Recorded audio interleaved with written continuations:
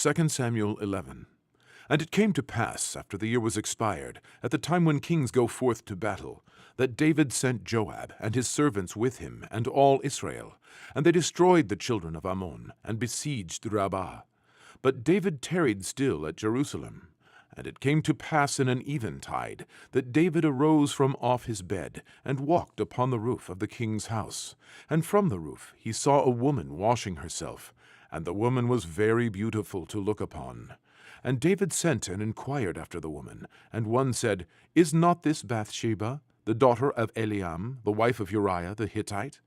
And David sent messengers, and took her, and she came in unto him, and he lay with her, for she was purified from her uncleanness. And she returned unto her house. And the woman conceived, and sent and told David, and said, I am with child. And David sent to Joab, saying, Send me Uriah the Hittite. And Joab sent Uriah to David. And when Uriah was come unto him, David demanded of him how Joab did, and how the people did, and how the war prospered.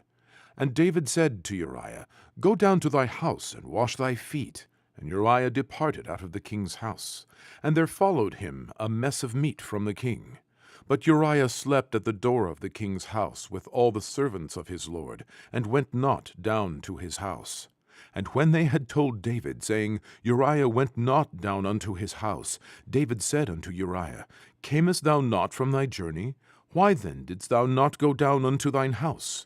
And Uriah said unto David, The ark, and Israel, and Judah abide in tents, and my lord Joab, and the servants of my lord, are encamped in the open fields.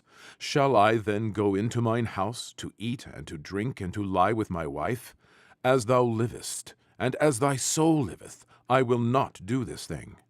And David said to Uriah, Tarry here today also, and tomorrow I will let thee depart. So Uriah abode in Jerusalem that day and the morrow.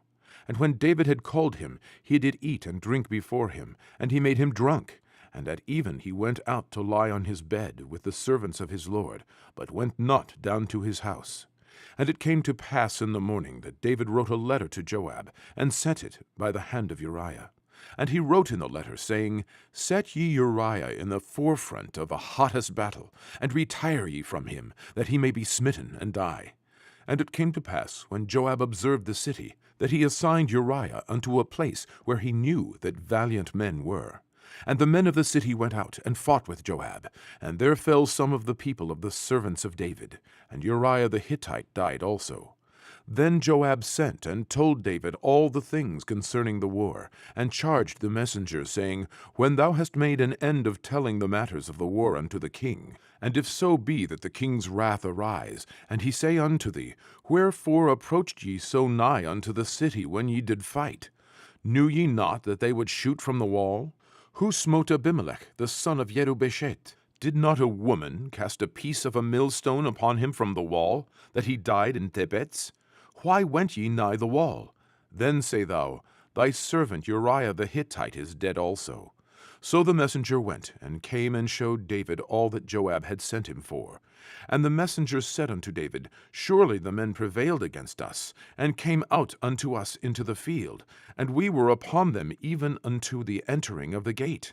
And the shooters shot from off the wall upon thy servants, and some of the king's servants be dead, and thy servant Uriah the Hittite is dead also. Then David said unto the messenger, Thus shalt thou say unto Joab, Let not this thing displease thee, for the sword devoureth one as well as another. Make thy battle more strong against the city, and overthrow it, and encourage thou him. And when the wife of Uriah heard that Uriah her husband was dead, she mourned for her husband. And when the mourning was past, David sent and fetched her to his house, and she became his wife, and bare him a son. But the thing that David had done displeased the Lord.